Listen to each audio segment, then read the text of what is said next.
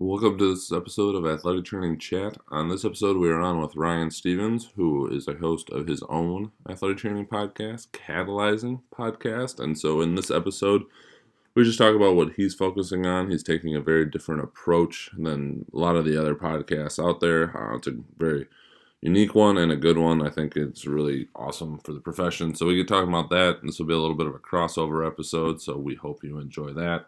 As always, we are powered by Mueller Sports Medicine. We thank our friends over there for supporting us and what we do and just the profession overall. If you have any questions or ideas, please get a hold of Mueller. They are more than happy to listen. With that, enjoy this episode.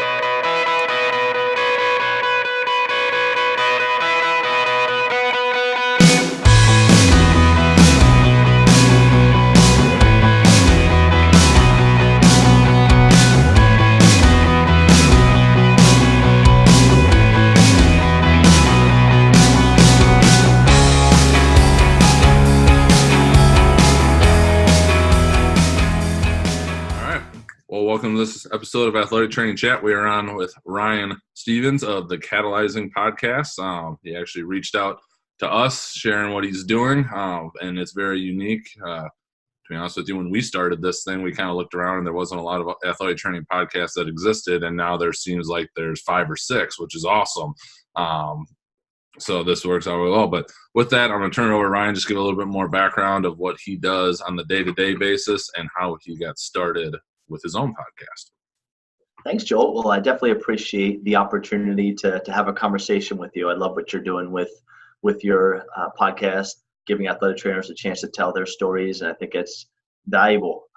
We can learn a lot from the stories of others, and sometimes not always obvious lessons, but we can a lot of times take out of it what we need to help ourselves. But from my perspective, I am a certified athletic trainer. I'm a certified strength and conditioning specialist.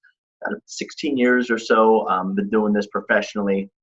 And the last portion of my career, I've really worked into more leadership roles to the point where now I am the manager of athletic training, physical therapy, and fitness for 2 hospitals that are part of New Jersey's largest healthcare system, Robert Wood Johnson Barnabas Health. And in that role, basically, I manage athletic training partnerships, about 20 of them that we have within the community, ranging from secondary school to the collegiate club sports setting to even the performing arts setting, which is exciting. And then outside of that, I also help to manage operations and clinical oversight for our physical therapy clinics for 4 of them and for our performance fitness service line. So I'm fortunate on a daily basis to not only still be actively involved in the athletic training service provision, but also get to really work and bridge that gap between athletic training and physical therapy and athletic training and fitness, and then other healthcare and health and wellness professionals. And I think that's really where this passion stems for my podcast that I started is, the Catalyzing podcast. The whole point of that, the why behind it, is to really give back to our profession that you love, that I love, and really just find a way for us as athletic trainers to learn from the conversations that I have with a variety of people, both inside our profession and outside of our profession. And you're going to, see I have guests that are both certified athletic trainers as well as fitness coaches, or I've got someone coming on in the near future who is in charge of culture and diversity and inclusion at the hospital. So like a lot of different topics that I'm going to be bringing in. Some of them are going to be clinical. Other ones are going to be more so just helping us be more effective in our career growth strategies, interpersonal development, or some, in-depth clinical conversations too. So I'm doing this on my own. It's a chance to really connect with athletic trainers all over the country. It's also a great way to promote the spread of our brand from an athletic training perspective. And, that's just kind of a secondary component of it, because I want people to know the great things that we're doing through the conversations that we're having and seeing the impact that it's making on other people. That's what's most important, is that it is making a positive impact on other people, but it's also helping athletic trainers be more effective in what they do as well. Absolutely.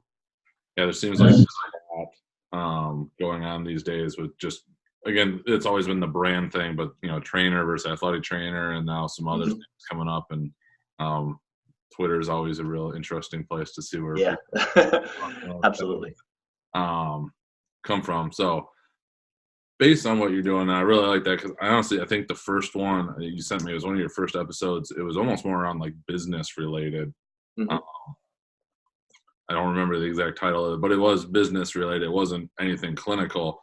And so obviously clinical skills are important. I think we're an interesting profession because we do so much, whether that mile wide, inch or two deep thing is actually real or otherwise Right. it's just something that we say. But what skill set do you think athletic trainers are missing out on outside of the clinical skills and maybe just the general like administrative stuff, balancing budget, things like that do come with the profession, but what have you seen?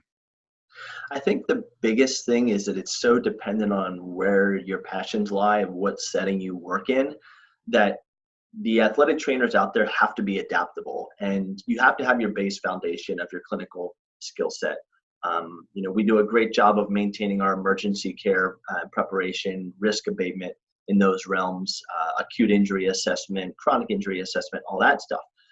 I think areas that we can continue to grow as a profession and learn from other professions as well too is just continuing to study rehabilitation, biomechanics, and manual interventions. A lot of times there's kind of turf wars between athletic trainers and physical therapists. Unfortunately, when I see it is we can learn from each other. We can learn a lot from what the PTs are doing in the clinic. And in an ideal world, in my opinion, you have athletic trainers and PTs working side by side in the clinic, treating the populations that they're best suited for.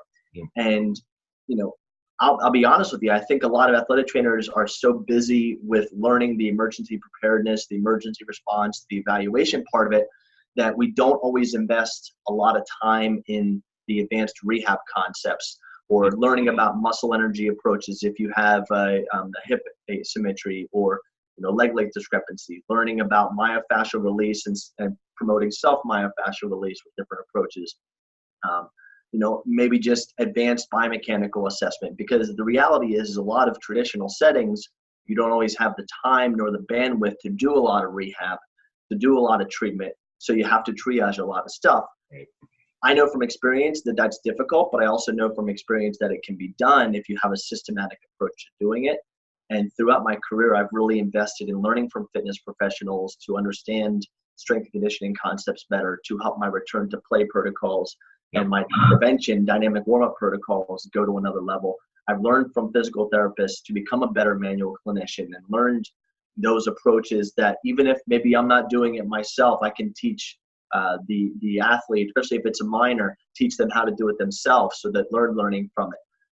But then as you get into other settings, we potentially might have an opportunity to do that more frequently with that hands-on work or that rehab. So my first challenge to athletic trainers is to really just, in addition to building what your foundation is right now, once you come out of school with, learn from fitness professionals, learn from physical therapists, collaborate, and really take those rehab skills to the next level and take those manual skills to the next level. Because if we're going to talk about, the respect that, for example, PTs get compared to the perceived respect in the public that athletic trainers get, what better way to do that than to hone those skills and then have the results speak for themselves? The patients that we work with saying the great things that they got out of the rehab and treatment from their athletic trainer, in addition to the rehab and treatment they get from their PTs, then it makes it easier for us to speak to that about how we bring that same value in different ways. Not to take anything away from PTs, but to bring the same type of value in certain situations with that skill set. And that also makes our job easier as athletic trainers, especially in the secondary school setting. If you just continue to triage things and just kind of slap Band-Aids on conditions that have a biomechanical foundation or that have, a root cause that can be addressed through some advanced rehab or manual approaches, you're creating less work for yourself down the road because that person will get better. And then you're also going to make a better impression on the physicians that you work with too, because if they're seeing that some of your athletes are getting better with you alone without having to need to be referred out for advanced PT or care, sometimes you need that advanced care, absolutely, when you don't have the bandwidth or the resources. But there's other times where you can do that in-house and should be doing that in-house. Right. And the results of that, and then that athlete, that parent of that athlete, or that patient going back to that physician and saying that they've been working with that athletic trainer and they've been doing the rehab and they've gotten significantly better, that builds rapport and confidence with that physician. Now that physician's going to want to work with that AT even more versus just assuming that they don't have the ability or the skill set to handle those cases on a regular basis. I agree. So important to have that complementary group working together, and finding the balance of, some people might have some areas of expertise. If you're watching this, sorry for the mascot cat in the back right now. There he is. Anywho, but yes, I couldn't agree more with that. I think being able to check your ego and also just know you're not going to be amazing at everything. It's just too hard, Exactly. too big. But that's also the fun of it because you can always try and know more. So, right. Well, that's a good point. Is it comes back to self-awareness, Joel, and knowing what is your niche, right. And what is your strengths, and build those and really be the best in the world in that area in whatever you choose to do as your niche. But then also be good enough in those other areas to complement that niche, and build allies around you that are really good in those other areas you're not good at, so you have them as resources to either to team approach to care, or just personally to help you grow. And that's the second part, I think, that we need to do a great job as athletic trainers. And I think this has been better over the last 5 years or so as a profession. There's more talk around this, but it's still something we can continue to do, is just build those interpersonal skills, build our conversation skills, our communication skills, self-awareness of our nonverbal communication, just the ability to go out and do public speaking and do it in a way that represents our profession well, and to educate doing that. That's such a valuable thing that if we talk about the profession wanting to have more clout and more respect from the community, those are things you can do immediately that will make a bigger difference, that will have people outside of athletic training saying, wow, that message was delivered by a certified athletic trainer. That's awesome. I didn't know they knew that, or I didn't know they did that. And that's on us to do that. We have to take ownership of that. And public speaking isn't for everyone, but communication is. It doesn't matter if you want to do public speaking or talks or workshops in the public or not. The reality is you need to be good at communicating with physicians and colleagues and the parents of the athletes. And then when breakdowns in those communications happen, that's where errors happen. That's where avoidable errors happen. And that is where lack of continuity of care happens. And that ultimately makes everybody's job worse and the patient suffers. So learning how to be self-aware of your own communication style, being effective and proactive in communicating and connecting with others in your network that you might have to work with. Those are things that we need to continue to do as athletic trainers. And there is a skill behind that. Not everybody can do it or feels naturally comfortable to do it. But that's where there are things such as going out and taking a Dale Carnegie class in public speaking, or going to join Toastmasters, or going to a fitness business seminar where you can learn about sales. Even though we're not making sales in the traditional athletic training setting, we are having to influence and persuade and get buy-in, and motivational interviewing is a big part of that. So those are areas that I've really invested the last decade of my career in, because I recognized earlier in my career I sucked at that. Mm-hmm. And I needed to be better at that. I had to check my ego and realize that I didn't know everything, and that I needed to get better, and I needed to become more self-aware. And then becoming more self-aware, then I need to become more empathetic to others, become a better active listener, and become a better communicator. Right. And that took some effort. And I'm still nowhere near where I want to be on that journey. I'm still working hard on it every day.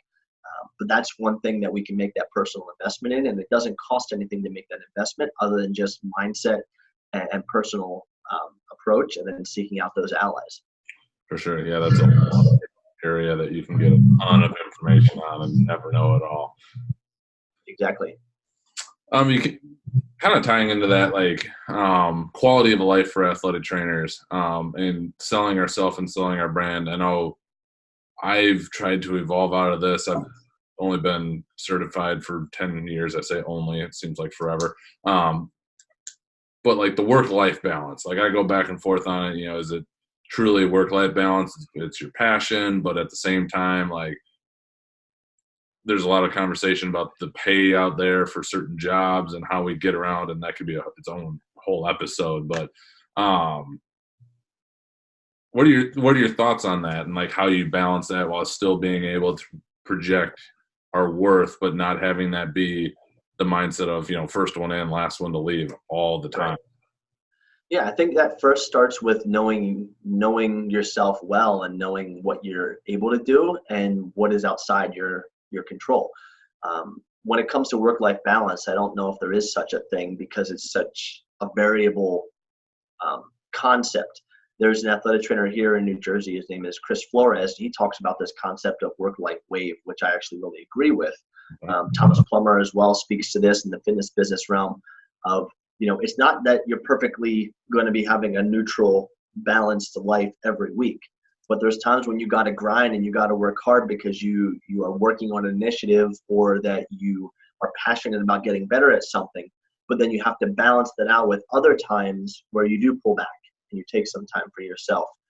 You practice that self-care. So while it not be every single week there's perfect balance, over the course of the year there should be balance. And that's really, everybody has to do that self-assessment of what is balance to them. I have 4 kids and a wife at home. So like, in addition to a very busy job, that's the most important role that I have personally, is I want to be a great father and a great husband, and I want to be available to them. And it's hard at times because of the demands of the job. I also love what I do tremendously. And the key is finding balance. I'm fortunate to have a workplace that has a pretty healthy PTO opportunity. I've got a fantastic team that I can rely on, that we help each other out when we need time off. And that just makes that easier. And I think it all starts with defining for yourself what is balance to you. And that balance has to also be in alignment with what are your personal and professional goals. And then what strategies are you doing to not only move towards those personal goals, but also self-care, take care of yourself? Are you working out? Are you taking care of yourself with stress management techniques? Do you have allies around you that are releases that you can have conversations with to vent about things? Are you surrounding yourself with people on the same mission as yourself? And spiritually, if that's something that's important to you, which regardless of what you believe, I think there has to be a spiritual component to everything. Are you investing time in that? And all those things really go into work-life balance. There's not one particular formula for it. I think it's up to us to determine what is balance for us, but it's also up to us to determine when we are feeling unbalanced and stressed. And it all starts with pointing the finger back at yourself of what can I do differently? Am I just saying yes to every opportunity? And do I need to say no sometimes? But if I say no, do I need to be prepared for pushback? And is it realistic to say no? Or am I saying no to things that are really within my realm of responsibility and I need to be better at managing my time or better at delegating or working collaboratively, so that if I don't have the time to do what I'm expected to do, I'm pulling teammates in, or I'm better at utilizing my time to get things done with prioritization. I think we get so often caught up in placing blame in others for our being so busy with everything. But the reality is we do it to ourselves because we want to do great things and we want to invest and help everybody. Sometimes you can't help everybody. Sometimes you can't control everything. So the key is being an advocate for yourself while also being a very self-aware advocate for yourself. Because knowing that if you are used to doing something and those around you are used to you doing something, and you stop doing that or you pull back from that, there needs to be either a plan B as to who's going to take over for that, or why is it that you're pulling back and everybody's on the same page so that it doesn't look like you're just slacking off, because I don't think anybody purposely wants to do that. They just get worn out mentally, physically, and we start to pull back. That's just a sign that we need to take some recovery time. So to kind of get back to your original question, I think the key to work-life balance for athletic trainers is to really, A, focus on writing down what are your goals in your life and what do I need to do to get there. B, what are the priorities in my life, and how do I balance those top 3 or 4 areas so that they all get the attention they need. And third, most importantly, how am I taking care of myself? Because if I'm not refueling myself, I'm not going to be able to give my best for everyone else. if I'm run down, if I'm sick, if I'm frustrated and, ticked off and a jerk to people because I'm stressed, that's only going to have a ripple effect on others. And we can't let that happen. So the key with that is we need to be able to take care of ourselves before we can continue to take care of others. And that you have to do that first and foremost, so that you can give your all and use your gifts and be able to bless those around you with those gifts. Well said. Very well said. Yeah, that's one I've tried to take a look at. No is can be both an answer and explanation, but also making sure you've had that really hard self-reflection of knowing you're doing a really good job and you're putting everything out there, and you're not, but also not just being there to be there because you feel obligated to be there. Right. Not actually getting anything done, because now that's when it can get aggravating. Yeah. Yep, that's always a tough one. Lots of changes going on in the profession, as you kind of alluded to, and we've kind of said, changes in education, so on and so forth, different things like that. What do you see as like one of the main barriers for athletic trainers in the profession and just the profession itself moving forward, whether it be settings, pay, just general selling ourselves to get ourselves to where we believe, internally we know we need to be, but getting everybody else to understand that? What do you see as one of the biggest challenges? I think you mentioned it earlier. You mentioned about ego. I think that's a big part of it. And it's good to have an ego, because you need to have a confidence and you need to definitely look like you know what you're doing. But at the same regard, I think sometimes ego can hold us back. If we fear collaborating with other professions because of giving away secrets or losing business to them, if we fear seeking feedback for ourselves because we don't want to feel like we've failed, or we don't want to think that we've done something wrong or made mistakes, that we have to get that feedback from others to help us feel better. And I think that's a big part of what, if anything, does hold us back. I'm so proud of our profession, of where we've gone in the last 15 years, 16 years of my career. I'm so proud of it. I don't feel like we are being held back right now. I think that we're moving forward in a great way, but that is something that could hold us back if it were to happen. And that also goes to, as we move forward as a profession, just because we've always done something doesn't mean we always have to continue doing it. And the key with that is that we have to embrace the past. We have to learn from the past. What was working, we got to still do it and build on it. And what was not working, even if it didn't work before, do we try it again a different way? Did the visions change? We just needed did the vision change or the plan change? So do we have the same vision? We just need a new plan, or that vision wasn't working, so now we need a new vision. And I think that we are doing a good job with that. That is in no way a slight to the athletic trainers who came before us. Without them, we wouldn't be here. And I think that's very important for everyone to recognize. At the same time, those who are later in your career, we can learn from younger professionals as well coming out. And I talk about that a lot.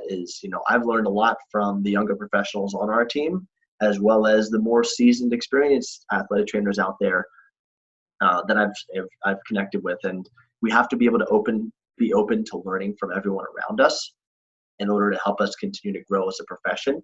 But also, like you're doing, like I'm trying to do with this podcast, we need to tell stories, because one thing is learning stuff in a textbook, and another thing is learning stuff from the experience of others. And that's where we can continue to grow as a profession, is by learning from each other, sharing our experiences, sharing our failures, sharing our successes. And that's going to allow us to continue to move forward as a profession, to do the great things and then impact even more people beyond the traditional sports setting. I believe in the value of athletic trainers beyond the traditional settings. As long as we do it right and we do it respectfully of the fact that, we're not necessarily going into other people's territory, but we're doing it collaboratively with them to make that area of this world better. And that's what that's the mindset I feel we have to go into it with. And if you have that kind of mindset versus we're going to go into that area to take that opportunity away from another profession or another group of people, that's where we have issues. And then that's where things start to happen that hold us back. There's no shortage of people out there in this world that we can help. And job security. Keep that in mind. That's the key there. But we're going to have to be more business savvy. We're going to have to be better communicators because, you have to speak to the fact that there is competition out there. And, ultimately with all boats rising, we should be able to provide better care. Right. You don't necessarily want to sink other boats so that your boat can float higher. We don't want to do that. But we want to do what we can to allow us to rise at the same level that others are rising as well. And focusing on that will allow us to move forward with that mindset. I'm confident that there's some really exciting things in the future of athletic training, and I'm excited to do whatever I can to try and be a part of it. Yeah, I couldn't agree more. Absolutely. Kind of the last question we had, just from where you've gone and what you're focusing on and the very unique sides of athletic training as you're talking about. Do you have any best practices or resources that you've come across? I mean, you mentioned Dale Carnegie. Love the book. I haven't ever taken the course, but love all his books. I've heard Toastmasters from more people than I can remember that you should do it. I honestly have never looked it up if that exists in the area, but should myself. But other things that you found that people could utilize. I think there's unlimited resources out there if you have the mindset of a growth mindset and you want to find ways to be better. I've learned so much. I had a fantastic undergraduate experience at Penn State. My clinical experience, I think, got off to a really great start from that. My master's program helped me tremendously, and I'm probably the only athletic trainer in the world that has a master's in humanistic and multicultural education. I believe I am the only one because that was a degree that I got that was filled with teachers and human service professionals, social workers, about education of self and collaboration skills and empathy and communication and all those life skills, those soft skills that are kind of hard to do sometimes. Right. But those are ways that I grew myself to try and put myself in a better position. But I also recognized I needed to do those to be better because I recognized self-awareness wise that I needed to be better in those areas. We all just need to focus on self-awareness and, reading books like Dale Carnegie, studying people both in and out of our profession who have been successful in business and in life, learn from their lessons and take out of it what you feel is applicable to you. There's fantastic clinical coursework out there. I think everyone absolutely should continue to invest in going to courses. A lot of great Perform Better puts on a lot of great fitness focused courses, but there's a lot of rehab components, corrective exercise that you can get out of that. Yep. That's a valuable thing. Dale Carnegie is one of the most valuable courses I've ever taken. I took a Simon Sinek Start With Why course, which was tremendously valuable. Very nice. His books are fantastic in terms of understanding the being able to connect with people's passion and their why, but also work through your own why. Yep. Little things like that. National Fitness Business Alliance business courses with like Thomas Plummer. It's unending the amount of people that I've learned from in my career. I'm so thankful for those opportunities. But I can say honestly that the reason I've had those opportunities to learn from those people is because I've gone out of my way to reach out and connect with people proactively to, develop a rapport with them and to offer to help them. And at times they've offered to help me, and I've learned from them both in the official, course style, but also just in sitting down at the bar and having a conversation and talking about things like that, and that's where we can continue to get better. So we have our books, we have our traditional clinical skill sets, we have to continue to hone that. And then we also need to look outside of that and just have conversations with other successful people, both in and outside of athletic training. That's what's going to help us to grow to the next level. I think that's the biggest resource that I've found in my career. It's a broad resource, but that category of those type of things have really made a tremendous impact on my life and helped me to get where I am today. Awesome. Those are a lot of good resources that we'll be happy to link up for everybody to get to. Anything else specifically that you'd like to cover that we didn't get to before we jump into the AT Chat 5? No, I think we can go into the AT Chat 5, but I think the biggest thing that I want to just stress that there's a phrase that I don't know who coined it, but I like to use it all the time. It's called "Look at yourself from the balcony." When I talk to my team about that a lot, talk about the concept of owning your space. Really, that comes down to in a day-to-day operational, situation, the things you do, what does it look like to other people? When other people are watching you, can they tell you're passionate about being a certified athletic trainer? When they're watching you, can they tell that you're confident in what you do? Can they tell that you're approachable, that you're available to help them? Or if they're watching from the balcony, does it look the opposite of those things? Right. I think that's the biggest thing we can remember is just we have to look at ourselves from the outside, regardless of what stage of our career that we're in, and just remember that it's one thing of what we say, but it's another thing of how others perceive us. And that's something that we all have to continue to work on. I have to work on every day to remember that and keep that in mind with messages I deliver or ways I manage my team or just things I do myself.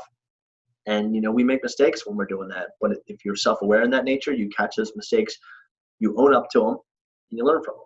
That's all we can do because we're all going to make mistakes. We're all going to do things, say things that we shouldn't do or shouldn't have done.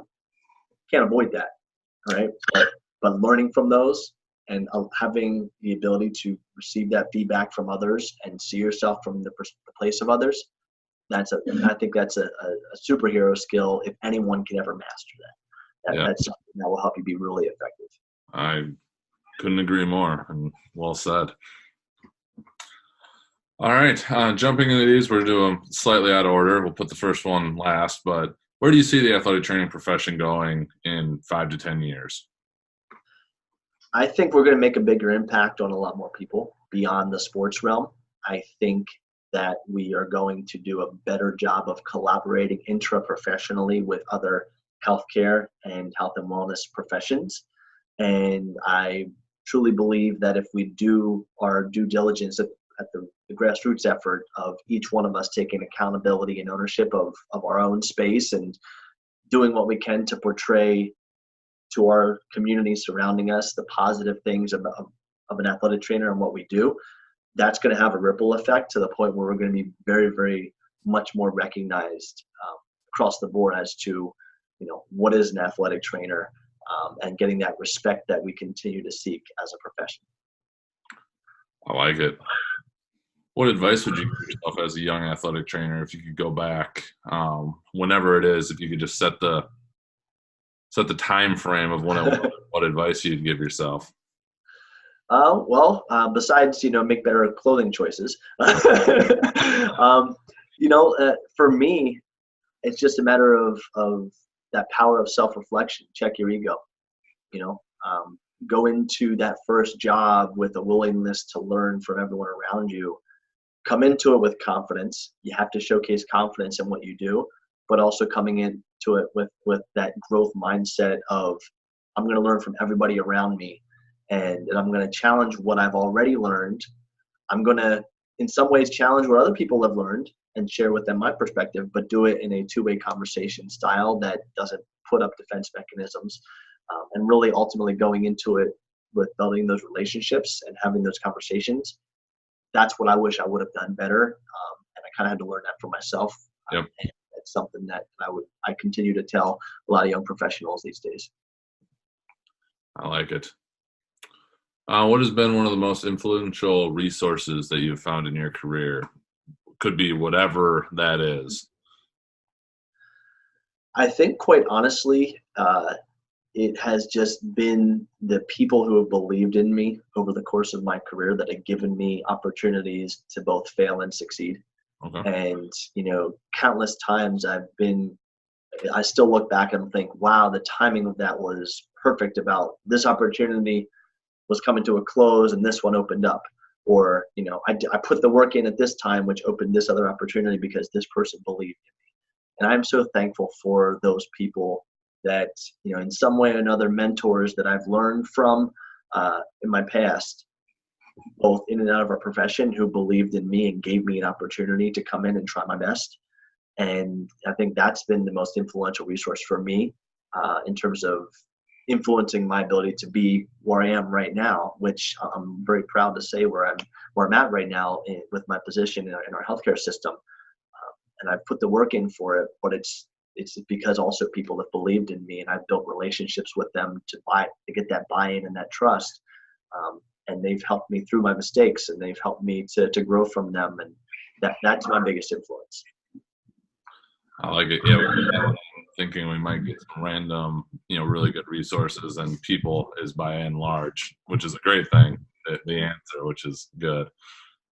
You've kind of touched on this, I think, already, but we're going to ask it anyway. If you could change or eliminate one thing, it could be a modality, a common practice, a mindset, whatever you want to go after in just the field of athletic training, what would it be? I would eliminate the line in the sand that we draw between ourselves and other professionals. Not from a practice act perspective, because there are clear differences, Yep. but from the collaborative perspective. Okay. Being able to reach out with other healthcare and health and wellness professionals and learn from each other, collaborate on special projects. And my next podcast is going to be sort of about that. It's going to give an example of how it's going to be the audio from a television interview I did with our former athletic training medical director. He's a sports medicine physician. And we're not even talking really about athletic training. We're talking about general health and wellness in the community. Okay. And it's just a good example of what we can do as athletic trainers to collaborate with other professionals to make an impact out in our community beyond just the people we treat on a daily basis. So I think that's the biggest thing, is just eliminating that line in the sand, being aware of the differences and recognizing them and appreciating them, but also being able to reach across and work together. I like it.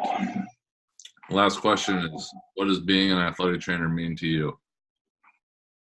This right here. I like it. I love every day. I love coming to work, no matter how stressful it gets or how busy it gets. I love being able to do what I do with the ultimate outcome of it helps other people. In my career, my focus used to be on helping the patients directly.